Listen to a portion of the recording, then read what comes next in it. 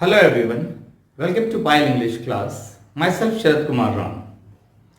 आज इस वीडियो में हम पैसिव वॉइस स्टडी करेंगे. पैसिव वॉइस के लिए हमारे पास एक्टिव वॉइस का पूरा नॉलेज होना चाहिए कि किस टेंस में कौन सा हेल्पिंग वर्ब और कौन सा वर्ब का फॉर्म वर्क करता है. पैसिव वॉइस स्टार्ट करने से पहले कुछ चीजों का समझना जरूरी है.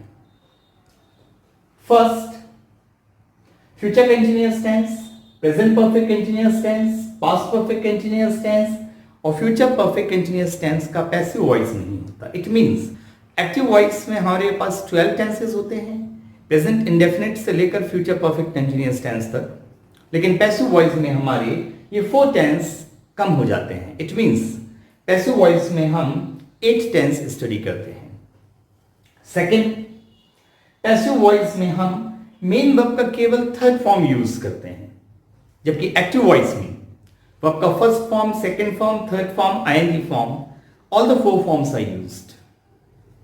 थर्ड, जब हम वॉइस बदलते हैं तो ऑब्जेक्ट, सब्जेक्ट और ऑब्जेक्ट इंटरचेंज होते हैं. इट मींस सब्जेक्ट ऑब्जेक्ट बनता है, ऑब्जेक्ट सब्जेक्ट बनता है. Just for example, they invited me. They इसमें हमारा सब्जेक्ट है, ये ऑब्जेक्ट बन जाएगा और object subject, I was invited by them. Boys eat food. Food object है, बॉयज सब्जेक्ट है, तो ऑब्जेक्ट सब्जेक्ट बनेगा. Food is eaten by boys, अब हमारा ऑब्जेक्ट बन जाएगा. तो सब्जेक्ट और ऑब्जेक्ट इंटरचेंज करते हैं एक दूसरे को. फोर्थ, एक्टिव वॉइस के सेंटेंस में हमको ऑब्जेक्ट मिलता है मेन वर्ब के साथ व्हाट और whom क्वेश्चन करके. आप मेन वर्ब के साथ व्हाट और whom क्वेश्चन करिए, उसके आंसर में आपको ऑब्जेक्ट मिलेगा. जस्ट फॉर एग्जांपल, अगर हमारा सेंटेंस है दे टुक द बुक. टुक इसमें हमारा main verb, they took what, the book. तो बुक इस सेंटेंस का ऑब्जेक्ट है, वॉइस बदलने समय ये सब्जेक्ट बनेगा. She invited me. She invited main verb है, इनवाइटेड whom, आंसर मिला मी. फिफ्थ, पैसिव वॉइस में हमें ऑब्जेक्ट बाय प्रीपोजिशन के बाद मिलता है, और जब ये नहीं होता है तो हमको इसको मानना पड़ता है, एज्यूम करना पड़ता है.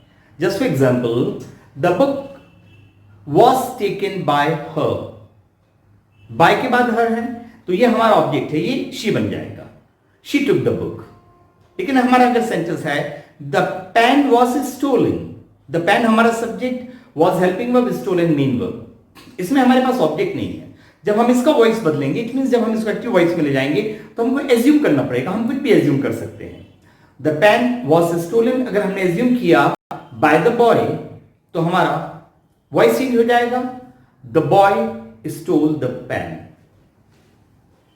सिक्स्थ, नॉमिनेटिव केस और ऑब्जेक्टिव केस आपस में इंटरचेंज करते हैं.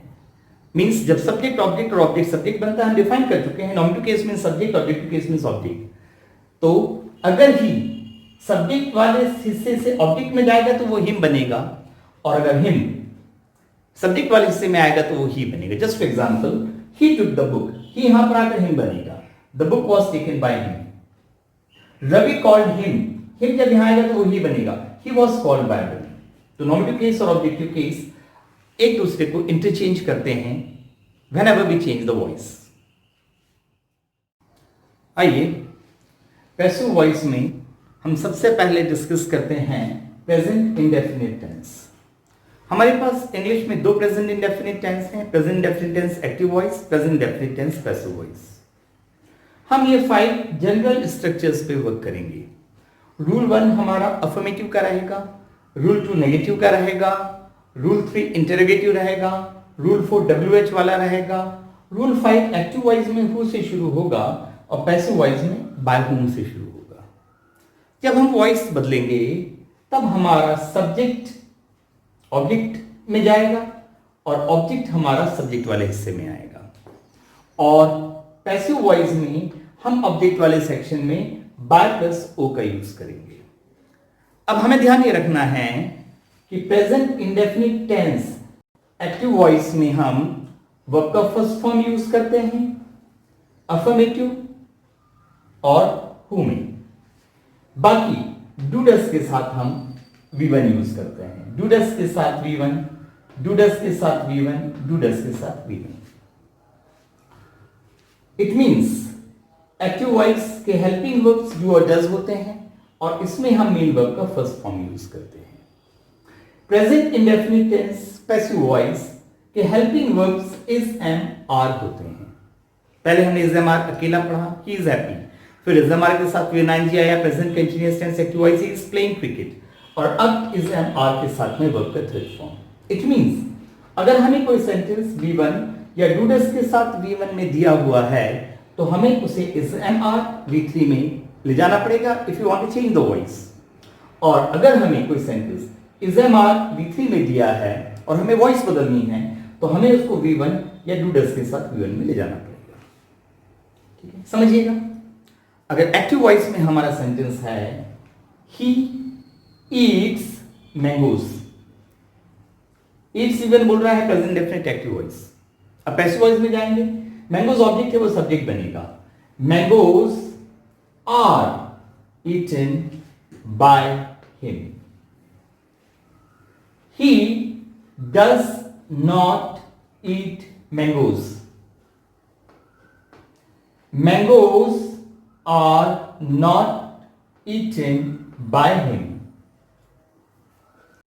does he eat mangoes, change the voice, are mangoes eaten by him,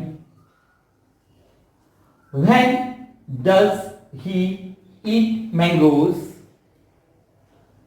when are mangoes eaten by him,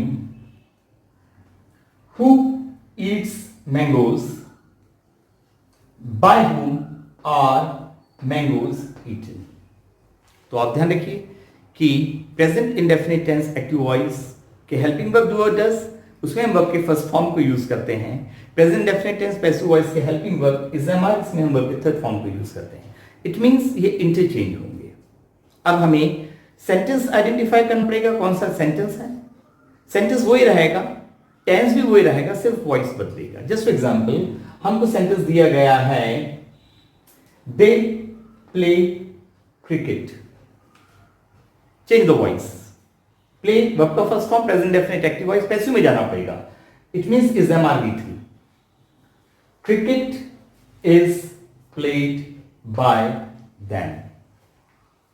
अगर हमारा सेंटेंस है एक्टिव वॉइस में she does not sing a song,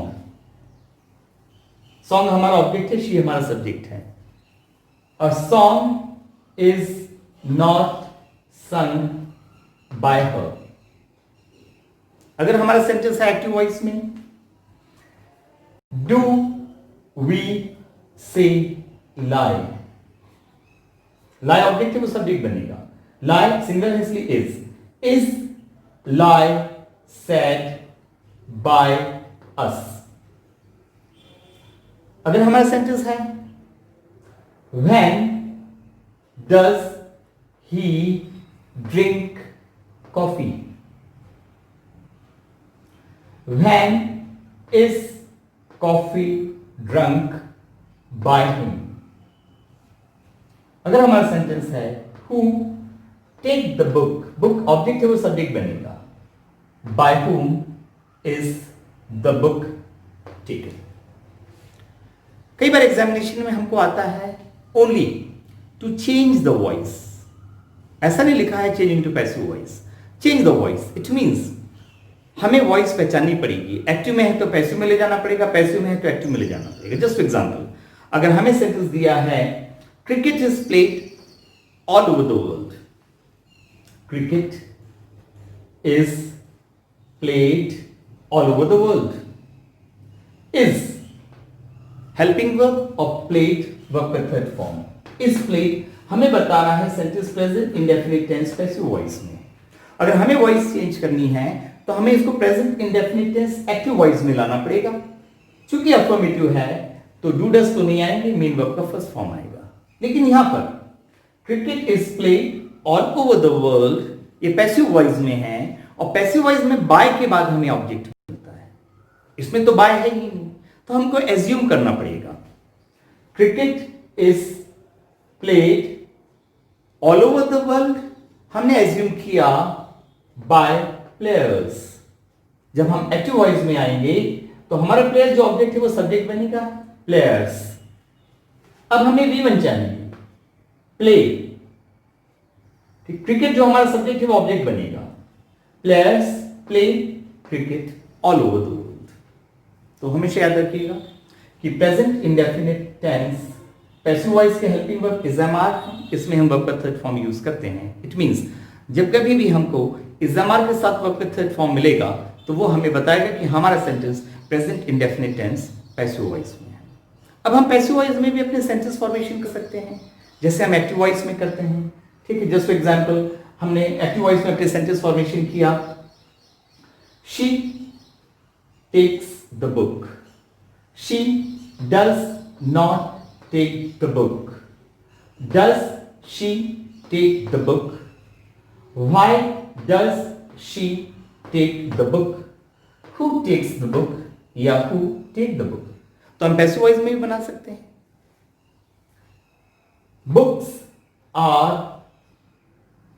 taken by her, books are not taken by her, are books taken by her, when are books taken by her, by whom are books taken।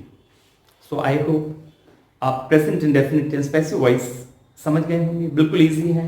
पहले आप ये 5 general structures को याद कर लीजिए। ठीक, इसमें हम एक्टिव वॉइस पैसिव वॉइस दोनों का डिस्कशन इन जनरल स्ट्रक्चर्स में कर रहे हैं। और after that you remember the combination of helping verbs और forms of the main verb. So I hope that you might have enjoyed the video. अब passive voice पे हम वर्क करेंगे। आप रेगुलरली वीडियोस देखते रहिएगा। अगर आपने सब्सक्राइब नहीं किया है so kindly subscribe it, and in this easy manner we are going to learn passive voice. Thank you very much to all of you.